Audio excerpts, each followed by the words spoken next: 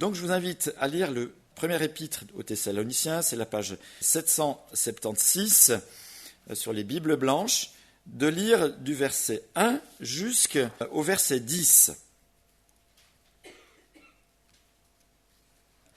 Mais vous avez pu remarquer combien le souvenir de l'apôtre est bien présent de ce qu'il a vécu avec ses Thessaloniciens. Tout ce qui a fait le démarrage de cette église reste présent dans les pensées de l'apôtre. Et pas uniquement, on voit qu'il y a aussi toute cette équipe missionnaire qui est avec lui, d'autres personnes qui sont liées et qui se sentent concernées par la vie spirituelle de cette église. C'est intéressant de voir aussi ce que l'apôtre dit de cette église. Il dit que leur foi, elle est réelle, c'est pas une philosophie, c'est pas juste une obligation traditionnelle, leur foi est vivante. Leur amour est bien plus qu'un sentiment, c'est quelque chose qui les pousse à faire des actions vis-à-vis d'autres personnes et visiblement, ils économisent pas leur peine et leur force. Vraiment, leur amour est quelque chose qui se voit, qui se démontre. Leur foi aussi est une foi qui est placée dans l'attente victorieuse du retour de Christ.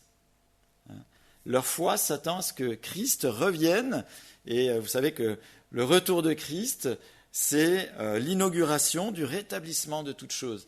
Et leur foi est déjà orientée vers ce retour. Au vu de ce qu'elle démontre, l'apôtre, de suite, fait comme si c'était une constatation logique que l'apôtre reconnaît que c'est Dieu qui a choisi ces personnes pour que ce soit son peuple qui témoigne à la fois dans la ville de Thessalonique, mais qui rayonne aussi au niveau régional et bien plus dans tout le bassin méditerranéen. Et l'apôtre se rappelle à cet effet combien Dieu a été agissant au travers du Saint-Esprit. L'action du Saint-Esprit a été évidente pour lui dans l'annonce de l'Évangile, qui a œuvré dans leur cœur pour qu'ils puissent comprendre l'Évangile, et aussi qui a œuvré dans leur cœur pour qu'ils transforment leur vie d'une manière radicale. On voit ce passage où il est dit qu'ils ont complètement changé de vie. Et en fait, ce qui est impressionnant dans ce texte, c'est que Dieu savait qu'il y avait des personnes qui n'attendaient que le moment où l'évangile serait prêché, l'évangile serait annoncé, pour qu'il se tourne réellement à lui et que ces personnes deviennent réellement son peuple, et que ce peuple rayonne autour de lui, à la fois au niveau local, mais au niveau régional et un petit peu plus loin. Et cette connaissance de Dieu est impressionnante. Et ça donne à réfléchir aussi au projet de Dieu. Toute la Bible nous montre que Dieu a un objectif très clair. Être à la tête de son peuple là où Dieu le destine, là où Dieu lui réserve une place particulière. Et on le voit dès le début de la Bible. On voit que Dieu administre son peuple, Adam et Ève, dans le territoire qu'il lui a préparé, le paradis originel.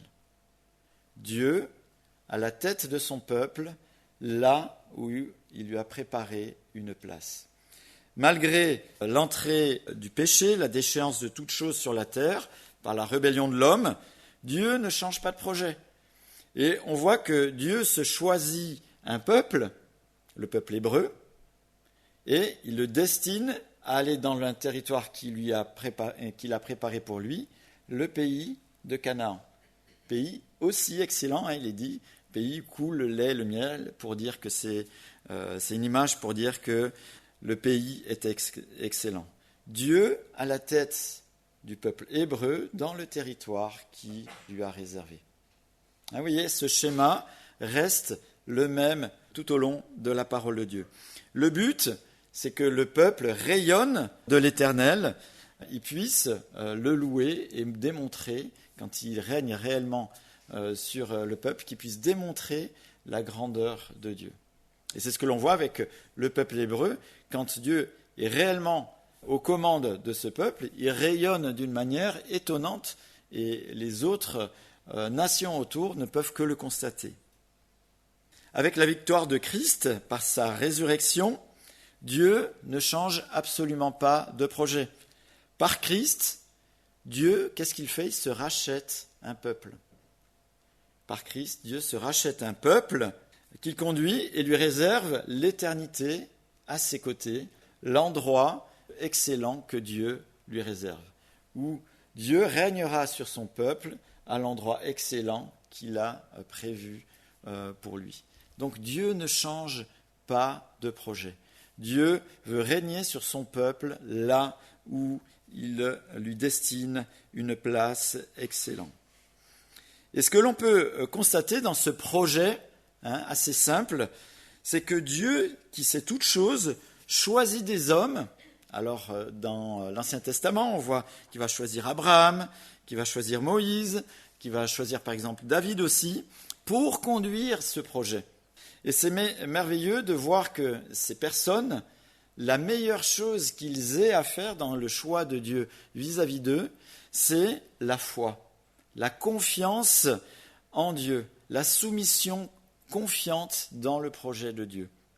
Et ça permet à ces hommes d'entrer dans ce que Dieu avait prévu pour eux, dans les pas de ce que Dieu avait prévu pour eux, pour conduire son projet.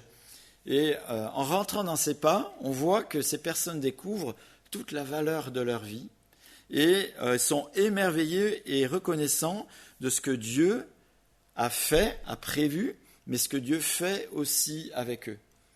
Et on a de nombreux psaumes où, par exemple, on voit David s'émerveiller de la manière dont Dieu a conduit les choses dans lesquelles lui est rentré. La manière dont les hommes de Dieu rentrent dans les projets de Dieu, c'est exactement aussi la même chose qu'il fait avec le Messie. On s'est souvenu de la venue du Messie il y a quelques semaines, et ce qui est étonnant, c'est qu'on voit qu'il y avait de nombreuses prophéties qui annonçaient la venue de ce Messie. Mais de sa naissance, de l'endroit, de plein de choses concernant l'événement de sa venue précise.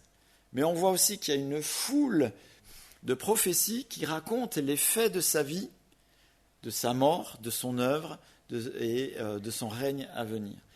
Les événements concernant le Messie ont été prophétisés par les prophètes et le Messie, on voit dans les évangiles, rentre dans les pas de ces différentes prophéties désignées à l'avance. Le fruit de cette obéissance, de cette confiance obéissante de rentrer dans les projets de Dieu, eh bien, on le voit avec Jésus, c'est que c'est un sauvetage à jamais d'une foule de personnes qui est le peuple de Dieu. Dieu, dans son projet, se choisit un peuple qui va rayonner de lui. Et dans cette foule de personnes qui forment son peuple, le texte de ce matin nous montre que Dieu s'est choisi des personnes à Thessalonique, dans cette ville de Thessalonique. Pour cela, pour que ces personnes comprennent l'Évangile, il fallait l'intervention du Saint-Esprit. Pour qu'elles puissent accepter l'Évangile, qu'elles puissent accepter Christ, il fallait l'intervention du Saint-Esprit. Et pour que ce peuple racheté grandisse et rayonne, il fallait que le Saint-Esprit aussi agisse dans le cœur de ces rachetés. Et on voit dans ces quelques premiers versets de la première épître aux Thessaloniciens que Dieu est agissant en tant que Père, en tant que Fils et en tant que Saint-Esprit. La personne de Dieu, on n'arrive pas à comprendre, à expliquer justement ces personnalités différentes, ça nous échappe à nous, mais elles sont agissantes et cohérentes ensemble dans le projet de Dieu. Et il n'y a aussi aucun accident pour nous. Dieu se choisit un peuple et c'est possible par Christ qui nous permet ce rachat, qui nous permet de rentrer justement parmi les rachetés pour former ce peuple, mais pour qu'on ait eu conscience de l'Évangile, de la valeur de l'œuvre de Christ, il a fallu que le Saint-Esprit aussi nous aide à le comprendre, et c'est aussi le Saint-Esprit qui nous aide à refléter cette nouvelle identité du peuple de Dieu. Alors, il y a deux faits qui sont des fois un petit peu difficiles à comprendre. D'un côté, on voit clairement Dieu choisit. Il s'est choisi un peuple à Thessalonique. Et d'un autre côté, avec l'aide du Saint-Esprit, il faut que les personnes y répondent, le libre arbitre. Et on a de la peine à concilier le fait que Dieu ait choisi et que d'un autre côté, il y ait le libre arbitre qui y répond. C'est comme deux aimants qui n'arrivent pas à trouver leur place dans notre compréhension. Et d'ailleurs, les théologiens, on n'est pas les premiers à se poser cette question, vous imaginez bien, les théologiens ont essayé des fois d'appuyer plus d'un côté ou d'appuyer plus de l'autre, mais la conciliation, on n'arrive jamais à le faire. Le problème n'est pas ni le choix de Dieu résolu, ni notre réponse avec l'aide du Saint-Esprit. Le problème, c'est que notre intelligence n'est pas celle de Dieu, et notre intelligence, elle est corrompue par le péché. Et notre intelligence n'arrive pas à faire le lien entre les deux. Par contre, ce que l'on voit clairement dans la parole de Dieu, c'est que Dieu choisit et qu'il faut notre réponse avec l'aide de Dieu, le Saint-Esprit. Comment concilier les deux ? C'est très difficile et on est limité parce qu'on est affecté par le péché et que nous ne sommes pas Dieu. Mais en revanche, ces faits, qui sont les faits que Dieu met en place, nous poussent à deux actions.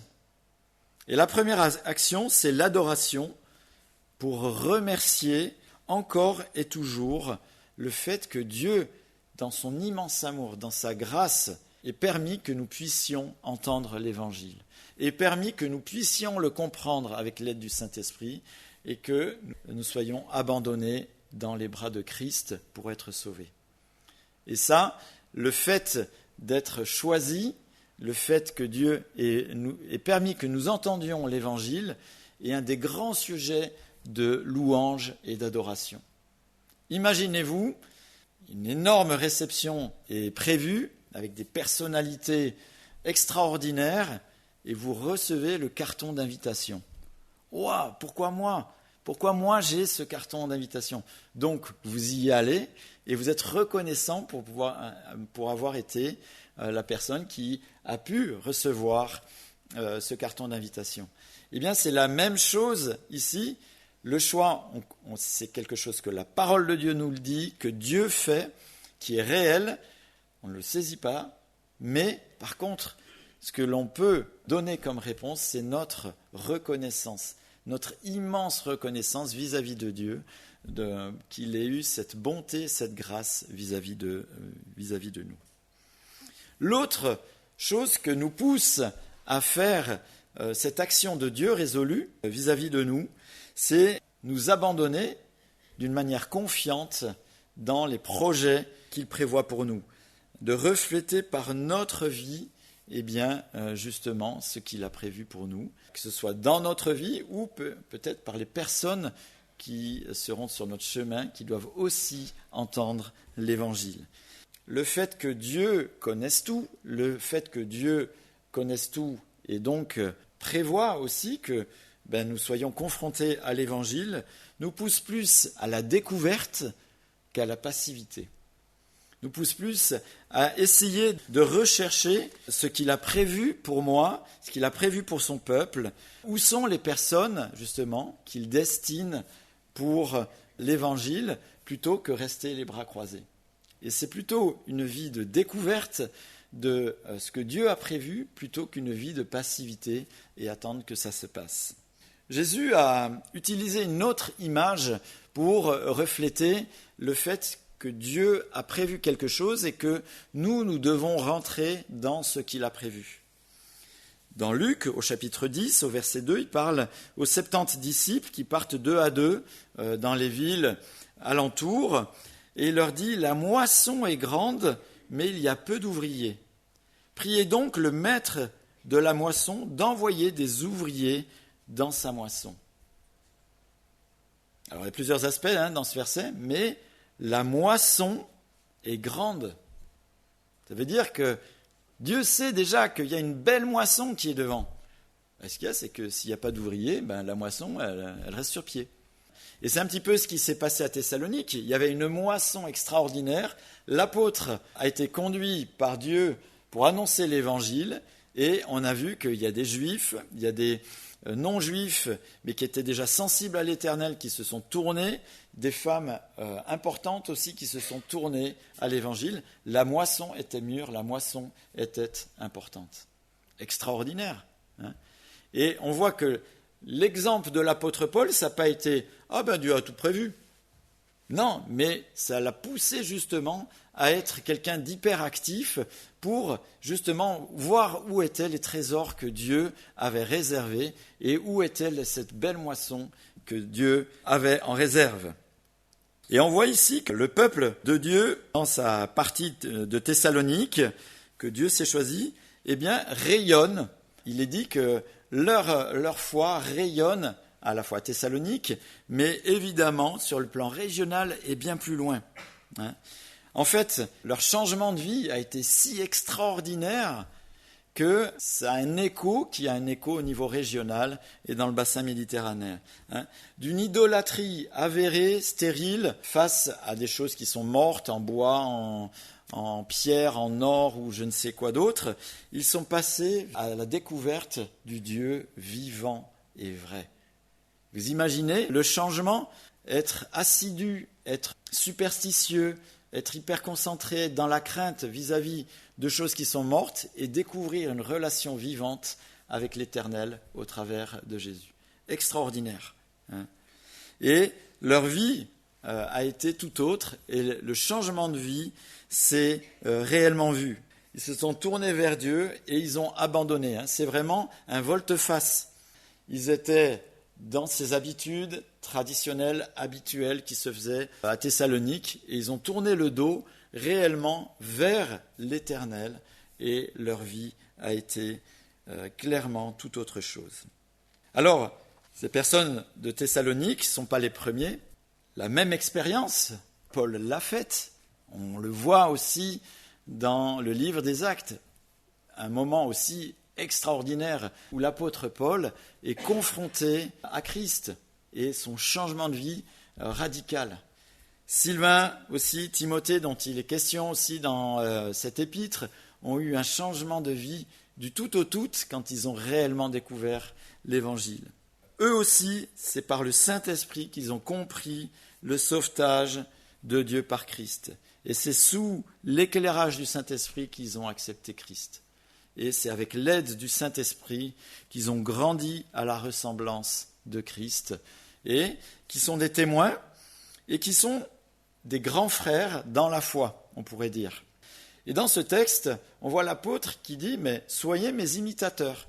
On pourrait se dire c'est un petit peu présomptueux, mais juste dans le fait que, ayant accepté Christ, ayant vécu avec Christ des choses précédemment, eh bien qu'ils puissent eux aussi avoir un modèle de vie sur lequel ils puissent se calquer. Tout comme Jésus a été un modèle de vie pour les disciples qui deviennent les apôtres sont un modèle de vie pour les premiers croyants pour les autres et ainsi de suite. Quel modèle de vie pouvaient avoir ceux qui se donnaient à Christ à ce moment-là ? Eh bien, c'était l'exemple des disciples et des apôtres qui les ont précédés et des premiers croyants qui les ont précédés. Et on voit justement tout ce beau chaînage qui se met en place. C'est pour ça aussi qu'on voit ici l'apôtre qui leur demande d'être un exemple humain. Alors nous allons relire, maintenant que quelques aspects ont été un peu surlignés dans ce passage, je vais relire cet épître, ces premiers versets de l'épître au chapitre 1. On va reprendre nos Bibles et essayer maintenant de reprofiter peut-être d'une autre manière de ce texte. Verset 1, il est dit « De la part de Paul, Sylvain, Timothée », donc c'est l'équipe missionnaire. Paul avait avec lui plusieurs personnes qui l'ont aidé justement dans ce témoignage. Paul, des fois, annonçait l'évangile, devait partir parce qu'il était persécuté, mais l'un ou l'autre restait pour continuer ou revenait pour continuer à encourager ou enseigner l'Église. De la part de Paul, Sylvain et Timothée à l'Église de Thessalonique, qui est en Dieu le Père et dans le Seigneur Jésus-Christ. Que la grâce et la paix vous soient données de la part de Dieu notre Père et du Seigneur Jésus. Nous disons constamment à notre Dieu toute notre reconnaissance pour vous tous, en faisant mention de vous dans nos prières. Nous nous rappelons sans cesse de l'œuvre de votre foi, le travail de votre amour, la fermeté de votre espérance en notre Seigneur Jésus-Christ devant Dieu notre Père. Nous savons, frères et sœurs aimés de Dieu, qu'il vous a choisis, parce que notre évangile ne vous a pas été prêché en parole seulement, mais avec puissance, avec l'Esprit Saint et avec une pleine conviction. Vous savez en effet comment nous nous sommes comportés parmi vous à cause de vous. Vous-même, vous êtes devenus nos imitateurs et ceux du Seigneur en accueillant la parole au milieu de grandes difficultés avec la joie du Saint-Esprit. Vous voyez, les difficultés, on les a lues dans le livre des Actes. Il y avait ces Jason, tout ça qui avait été un petit peu persécuté par ceux qui ne recevaient pas l'Évangile. Et on voit ici l'accompagnement du Saint-Esprit pour qu'ils puissent recevoir, comprendre, accepter et grandir dans la parole de Dieu. Verset 7. Ainsi, vous êtes devenus un modèle pour tous les croyants de la Macédoine et de l'Achaïe, au niveau régional, on pourrait dire. En effet, non seulement la parole du Seigneur a retenti depuis chez vous en Macédoine et en Achaïe, mais c'est aussi partout que votre foi en Dieu s'est fait connaître, de sorte que nous n'avons pas besoin d'en parler. Donc il y a un rayonnement qui se fait tout autour du bassin méditerranéen. Verset 9. De fait, on raconte à notre sujet quel accueil nous avons eu auprès de vous et comment vous vous êtes tournés vers Dieu en abandonnant les idoles pour servir le Dieu vivant et vrai. Et pour attendre du ciel son Fils qu'il a ressuscité, Jésus, celui qui nous délivre de la colère à venir. Merveilleux texte, hein ?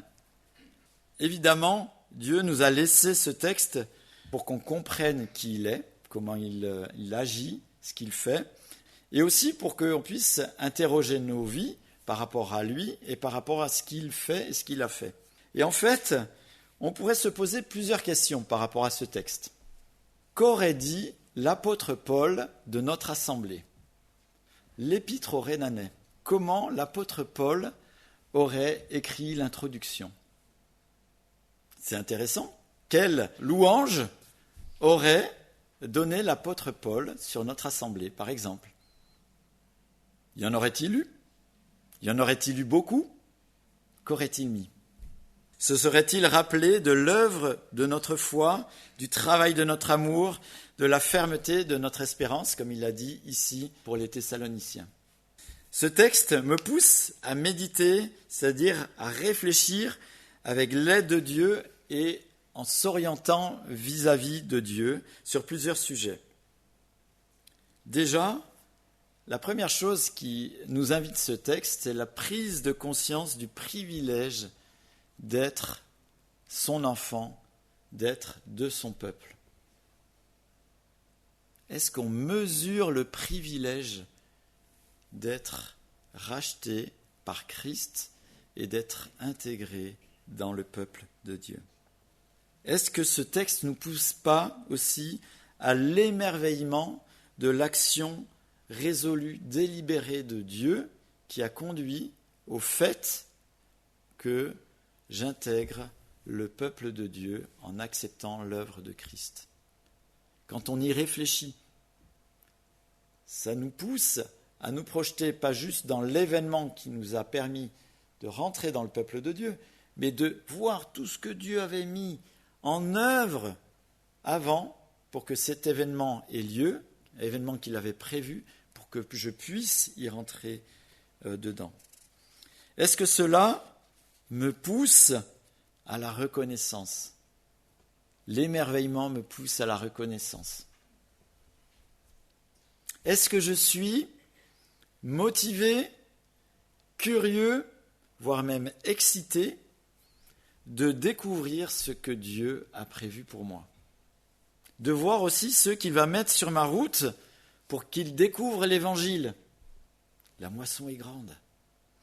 D'être aussi motivé, curieux, excité, d'être un exemple à suivre pour quelqu'un qui doit découvrir l'Évangile ou progresser avec lui. Ce texte nous montre aussi que dans son action résolue, Dieu, par le Saint-Esprit, a agi pour que je puisse comprendre l'œuvre du salut, pour que je puisse comprendre que je suis déchu, pour que je puisse comprendre l'invitation de Dieu par Jésus à l'accepter comme Seigneur et Sauveur. Ça, c'est l'action de Dieu résolue pour que je puisse saisir l'Évangile. A-t-il encore, le Saint-Esprit, une action dans ma vie, une influence dans ma vie pour que je puisse continuer à progresser à la ressemblance de Christ? Être ce modèle qui rayonne autour de moi et peut-être même au-delà. M'appuyer sur le Saint-Esprit pour être un modèle pour d'autres qui doivent découvrir aussi l'Évangile. 2020 est là, nouvelle année. Face à ce que l'on voit dans ce texte, face à ce que Dieu a prévu pour les Thessaloniciens, ce qu'il a démontré, quelques questions comme ça jaillissent de ce texte. Est-ce que 2020 est peut-être l'occasion dans un de ces domaines de voir Dieu agir en moi avec l'aide du Saint-Esprit pour qu'il y ait l'un ou l'autre de ces aspects qui ait peut-être plus de place? Je vais prier. Seigneur, tu nous dépasses en toutes choses, nos raisonnements, nos compréhensions, Seigneur, qui donnent écho à ton image, sont limités.